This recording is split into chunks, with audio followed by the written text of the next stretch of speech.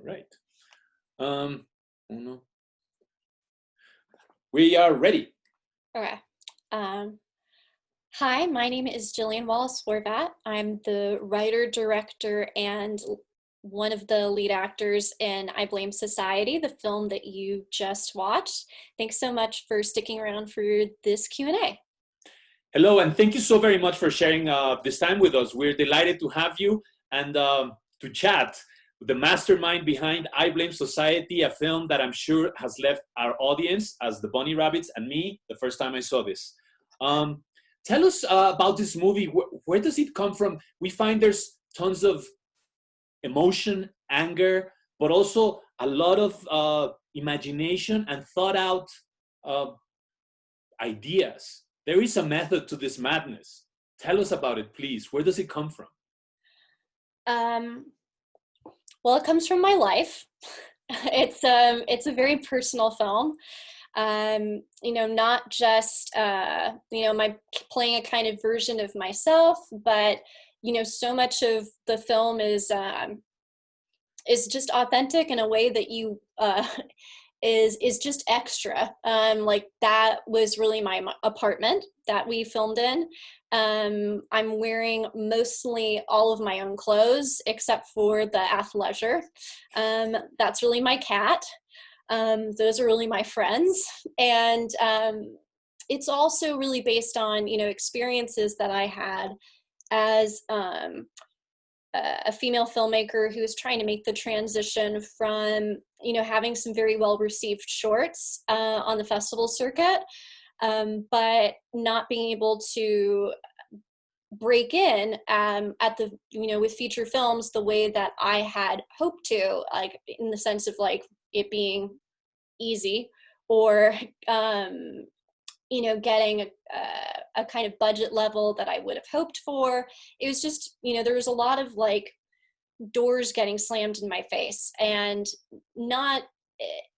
it was like, there's the stigma of being a first-time feature filmmaker, and then there's the extra stigma of being a first-time feature female filmmaker. And so my producers and I, we were working together on a different project and facing those obstacles. And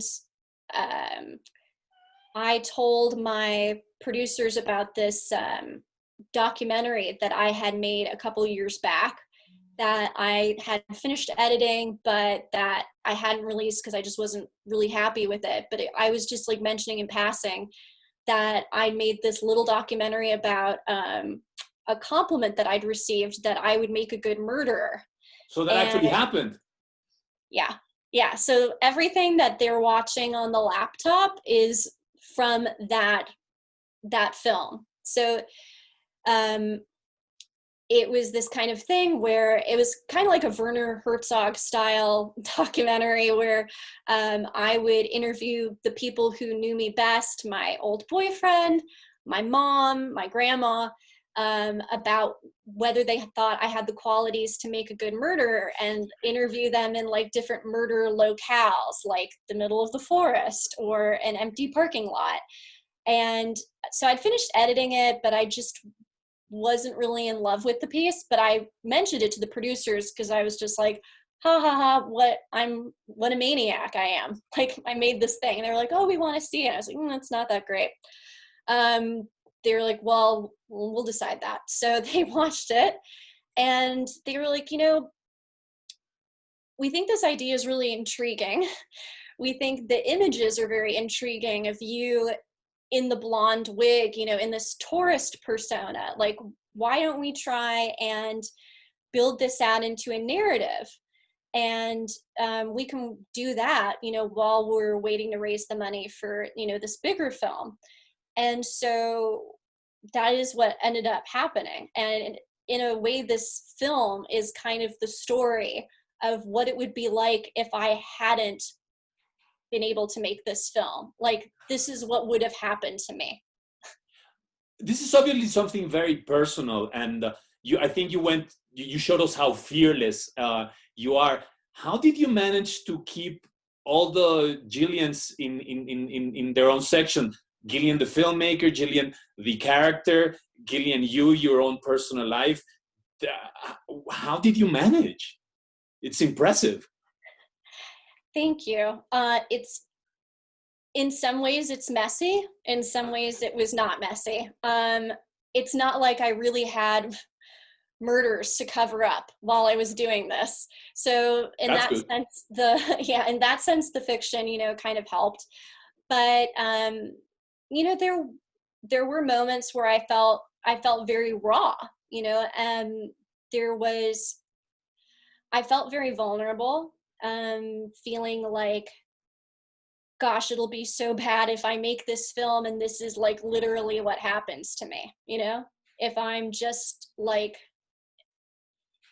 if this is like a self-fulfilling prophecy. I think that's one of the very relatable aspects of the film, and the one that I really thought was important to reach out there to people is that that fear of failure, which I don't think people talk about very much. Claro. I think that it's just I don't know, it's a bummer, and it's a silent presence with all creative people, no, but we don't talk about it, definitely. Yeah. And you address it it's kind of the driving engine of the character and of some sort, no? Absolutely. I mean, she, there's that scene where Keith is breaking up with her, and he says, no movie is worth, doing this to yourself over. And she says, actually it is, if it means that I'm not a failure anymore. And I could relate to that, Gillian the person could relate to Gillian the character very easily. Like there's, when I saw Black Swan, like I just felt so moved. And I hate when people are like, that movie is like very over the top. I'm like, that movie is a documentary. That movie is real. I can't imagine that there's anything that I wouldn't do to rid myself of, those horrible feelings of self-doubt that I feel all the time, that artists feel all the time. I think that, stabbing yourself in the stomach with a piece of glass is a small price to pay for, feeling good about yourself. Do you think that that's one of the elements that has made this film so polarizing? The fact that you kind of not only look into the mirror of yourself, but also of the industry, or how it relates to like the new voices that want to go into the filmmaking. I mean, I do feel it's kind of a poisoned love letter to the whole industry and to filmmaking as well. And that it's not hypocritical ever. It deals with both sides and, the contradictory feelings it creates. I think, the movie is really polarizing as to, I've heard from people, in the industry and not in the industry, that it's, because it's so candid and personal, and it doesn't end on, a note of triumph or redemption. And because Gillian is an unlikable character, and I think it puts the audience in the position of asking themselves, what does she really deserve? And all she's really asking for is a seat at the table and a chance to fail, just like all of her male peers are failing, and a chance to continue making work as they fail, as her male peers do. And it seems pretty reasonable to me, but I think that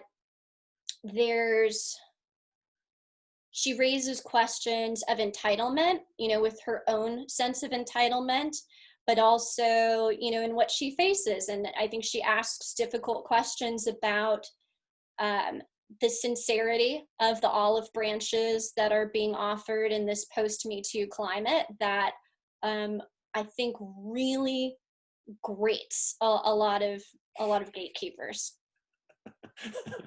It puts the finger in the wound, no? Yeah. Tell me something. What was? I'm sure there were many challenging moments, but can you remember a moment where it was really fun that you enjoyed doing? One of, I mean, it could either, can you tell us maybe, do you remember? Um, there were, it was a really stressful shoot. We only had 12 and a half days to shoot the movie. And it was also like my first time acting since I was 18. So it was Really? That's amazing. You did a wonderful job acting. Thank you. It was, so it felt, I kind of felt like, well, you know, acting for the first time in such a long time, that would have been a challenge. Shooting a feature in 12 and a half days, that would have been a challenge. Doing both at the same time, it really felt like everything I was doing was with one hand behind my back. So I was really focused and not in super fun mode, okay. But I was always really excited to be there, and it always felt like a gift. I felt so lucky to be doing what I've been wanting to be doing for years, you know, like, you know, the film alludes to Frances Ha at moments, and she talks about, there's that great line from Frances Ha where somebody asks her, you know, so what is it that you do? And she says, I'm paraphrasing, she says, like, well, it's complicated because I don't really do what I do. And I felt very grateful to be doing what I thought I did, what I said I did, and finally, ultimately, like, it was really happening. So it was always like, you know, it was always a catharsis. And the film feels really meta in the sense that it's always being informed by those moments.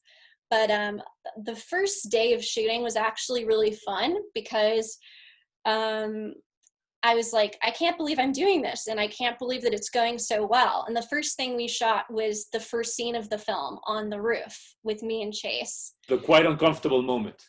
Yeah, and I wasn't even supposed to start crying at the end, but I just really got wrapped up in the moment.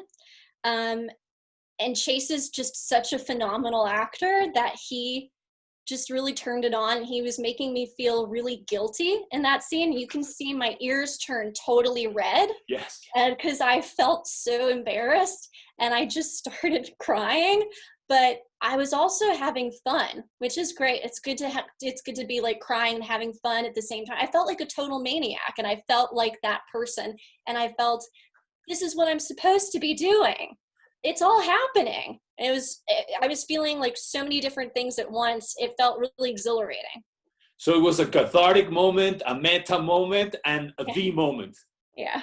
That's amazing. I'm sure that's also why you were able to conjure this energy that you know is permeated all over the movie, and I think it gives it this uncanny sensation. And as you said, it's uncomfortable, it reaches you in, but it's also so intelligent on how you manipulate our feelings, and also how I think also fearless you are in showing yourself in not a positive light sometimes. American movies are very, very seldom make their protagonist be the uncomfortable character or the non-likable. And in your case, you just did not care. You went all the way. I mean, I think that that's really what's authentic. And I think that really is what connects with audiences, because I think that, you know, if you really live with yourself and you know, you're really honest about where your mind goes sometimes, you know, we really are complicated people. And, you know, we have our saintly moments that we're not recognized for, but we also have our wicked moments that we get away with all the time. I think that we're all a lot better and a lot worse than people actually know us to be. And that can be uncomfortable to live with a person on screen that you're watching their journey and you are trying to get invested in, and they keep challenging you and they keep upsetting you. But to me personally, those are the kinds of movies that I really enjoy, are ones where, with characters like that, you know, to me, Bad Lieutenant is a feel-good movie. I get a real catharsis from watching that. I love that movie. Bravo Belferrara, right? Yeah, yeah. Good. One last question.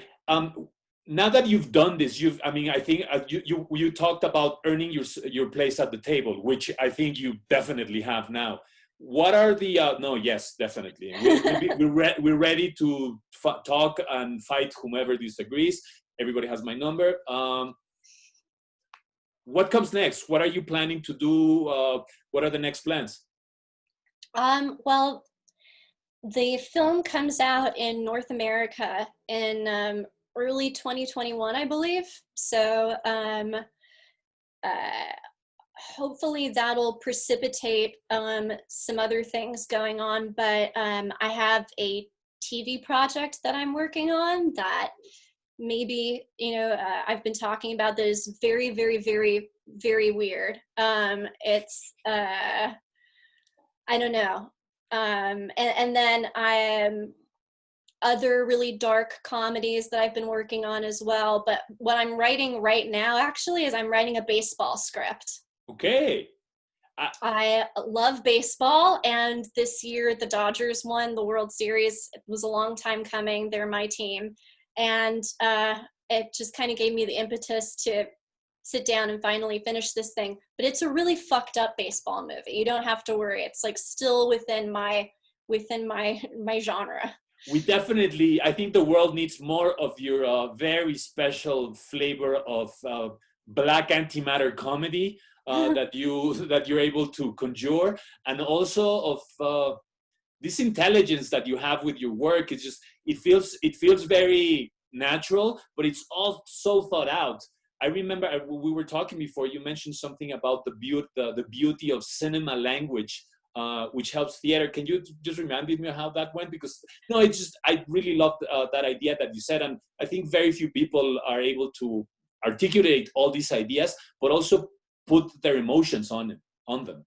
Well, what we were talking about was I was telling you why I stopped acting when I was 18, and it was out of I guess a burgeoning anti-authoritarian streak that has only gotten worse. And it's, it was from a place of directing theater, really disliking being so dependent on actors, because, once they go on stage, it's really their show. There's like nothing you can do. And also as an actor, really disliking the office politics of, working with directors and casting, and finding, when I was 18, somehow I found the freedom of film as being, this kind of evolution of dramatic storytelling where, you have the intimacy of performance, but finally it can be mediated through a more formal language, which is the language of cinema. You're not reliant on actors totally. You can liberate the story with new tools, with cutting and camera movement and pacing and things where you're not reliant on actors. And so filmmaking gave me the control that I lost as a performer and as a director in theater. So I don't know. So I Blame Society has been a really great journey for me because it reconciled me with acting again, and I was able to touch, to return to it from a healthier place, and work it into my practice now as a filmmaker. I don't know if I would ever act again. It's it's grueling.